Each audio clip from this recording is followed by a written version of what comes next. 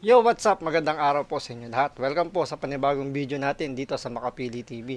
Ngayon, pag-usapan natin itong lalong umiinit na uh, tawag ba rito? Ano pa pwede natin tawag dito?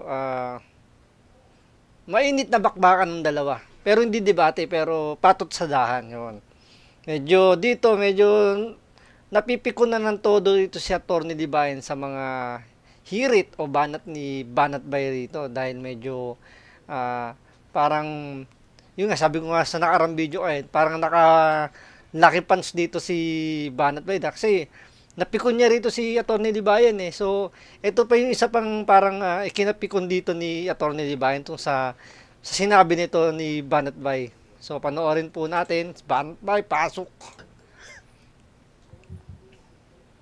Yung totoo, sabi niya, napaghalatan ka ha, kulang ka ba sa father figure? Anong father figure na naman ang sinasabi mo? Diba? Dito parang ang basa ko rito parang hindi naintindihan ni Atty. Libayan yung gustong iparating ni Banat Bay dito. Kasi ang layo na naman ng sagot niya dun sa binasa niya. 'Di ba? Kasi dito makikita nyo pikon na rito si Atty. Libayan kaya hindi na siya nakakapag-isip ng maayos.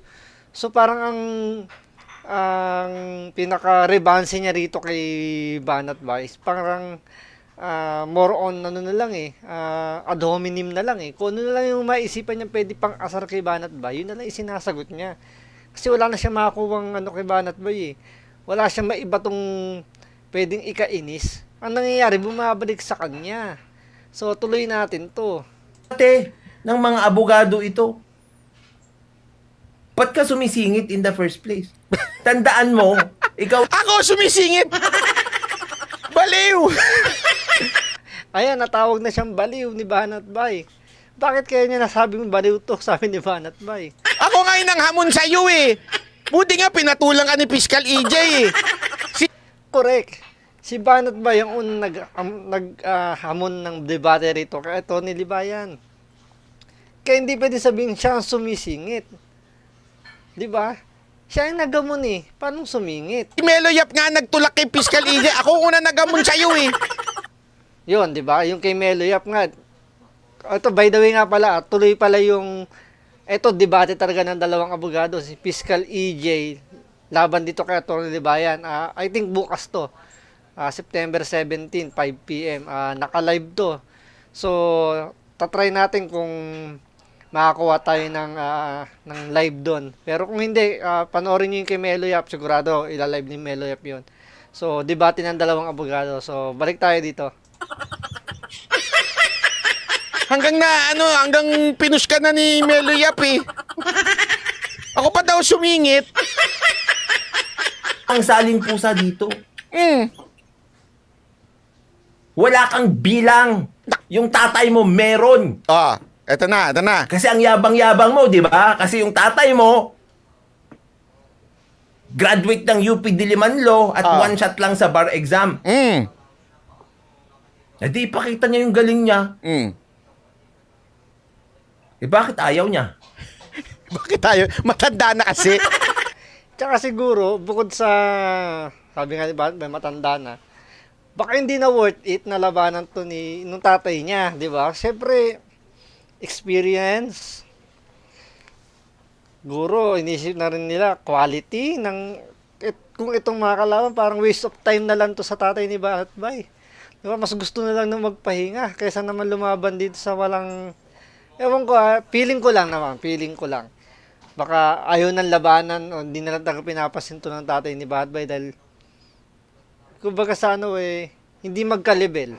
Parang iniisip lang siguro ng tatay ni Banat Bay. Kung sa anak ko nga di ka makaubre, sa akin pa. Di ba parang gano'n lang siguro. Ewan ko lang, ayun ang opinion ko. Ano gusto mo? Alam mo bakit ayaw niya? Kasi hindi dapat Alam mo ba yun? Hindi ka dapat patulan.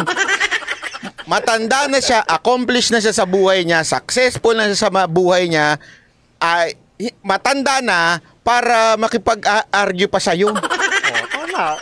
Di ba? Yun ang naman. dahilan. Matanda na ho yun. Ilan taon na ako? Mukha lang akong 30. Wow. 30 Oh, lang daw. sabi sa akin nung ano eh. Sino may sabi sa'yo, Banat Bay? Sabi sa akin nung isang ano ko, kaibigan ko, Sir, mukha kang 30. Di ko alam kung binobola ako ng babae ah. Ay, malamang binobola ka lang ng Banat Bay. Hindi, joke.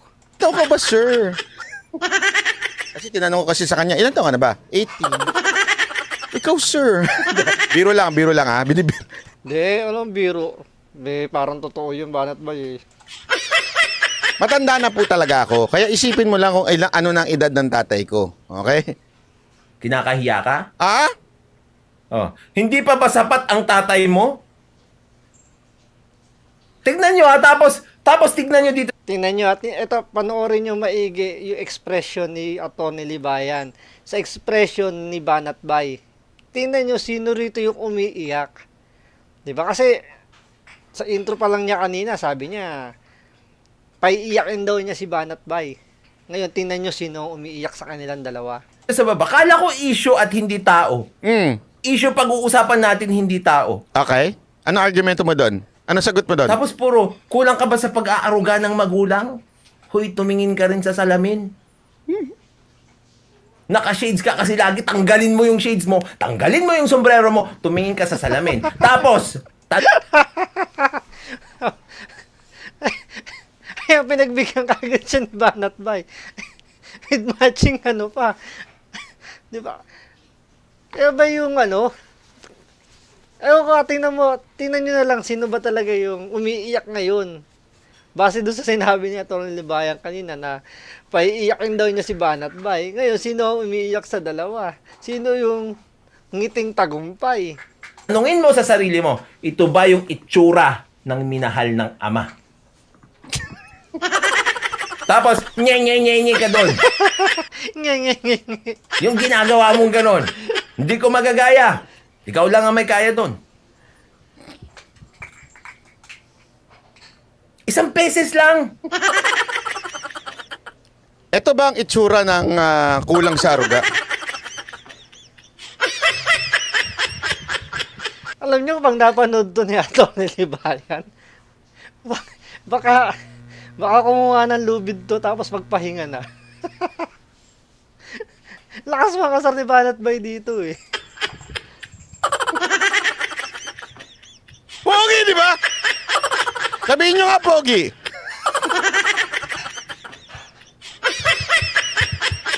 Tapos sasabihin ni Atty. Libayan, yan ba yung mukha ng ng kulang sa aruga? Di ba parang, ewan ko hindi naman nababase yun sa physical appearance eh. Di ba? Nakikita yan sa kung paano mo i-handle yung sarili mo eh. Di ba? Kung kulang ka sa aruga o hindi. Nasa sayo yan kung paano mo ilalabas yan eh. Hindi yan sa physical appearance eh. Nasa aura mo yan eh. Di ba? Ito kasi, etong taong tong kulang sa research, okay?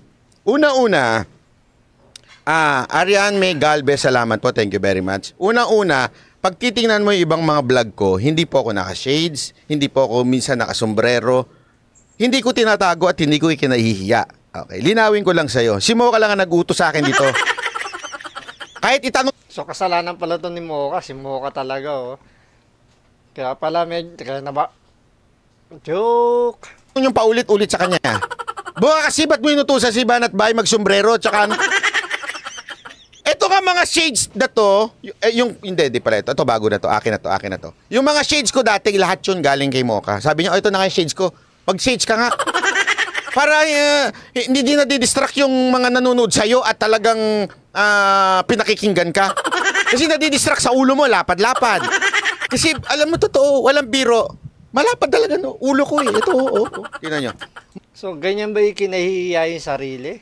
Na, di ba, ikaw kasi kung kinakaya mo sarili mo, hindi ka confident na ganyan.